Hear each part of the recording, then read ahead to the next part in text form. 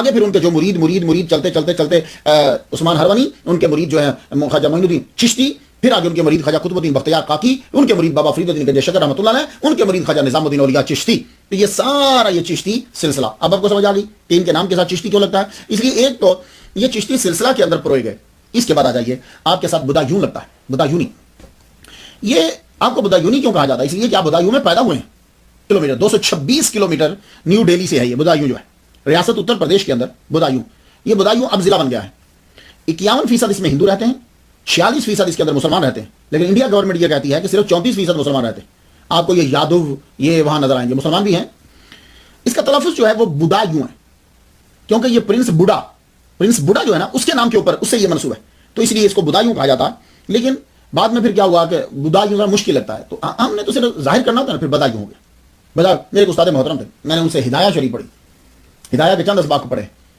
پہلی دفعہ میں نے ان سے سنا، وہ سید یعقوب شاہ بدایونی رحمۃ اللہ علیہ.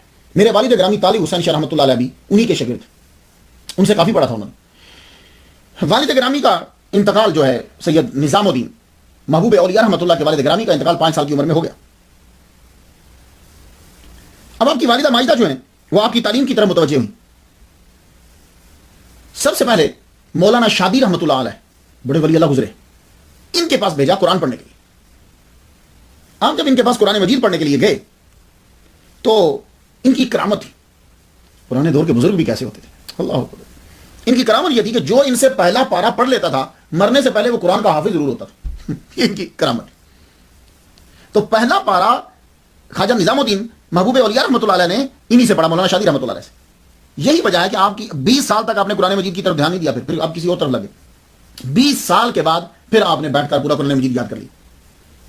تو ان سے آپ نے پہلا پارا پڑھا. پھر قدوری شریف مولانا علاء الدین اصولی رحمۃ اللہ علیہ سے پڑھی. ان کو اصولی اس لیے کہتے ہیں کہ فقہ کے اندر یہ مہارت رکھتے تھے، زبردست مہارت. علامہ اخبار الاخیار میں ہے، مولانا شمس الدین سے یہ ادب اور لغت کے ماہر تھے، ان سے بھی پڑھا. ان سے آپ نے مقامات حریری بھی پڑھی.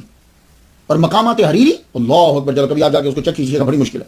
مقامات حریری جو ہے یہ فاضل عربی کے اندر بھی کچھ پڑھی جاتی تھی. تو مقامات حریری کے 40 مقامات خواجہ نظام الدین محبوب اولیاء نے زبانی یاد کر لی. وہ بڑی مکفہ مسجع عبارت ہوتی ہے، 40 مقامات زبانی یاد کر لی. بعد میں جب آپ ولایت میں داخل ہوئے، ولایت و ولایت میں، یہ کبھی عرض کروں گا، ولایت و ولایت میں داخل ہوئے تو کہنے لگے ایسے ہی اس کو یاد کرتا رہا میں، کوئی دھیان کسی اور طرف نہ دیتا. تو پھر آپ نے اتنا پڑھا کہ مناظر اعظم بن گئے. کتابیں آپ کو ازبر یاد تھی، جتنے مروجہ علوم ہیں، فقہ، حدیث، منطق، فلسفہ، حیات، کلام، سب آپ کو زبانی کتابیں آتی. اور اتنے مناظر مشہور ہوئے آپ کہ کوئی مولوی، کوئی باطل، کوئی کسی فرقے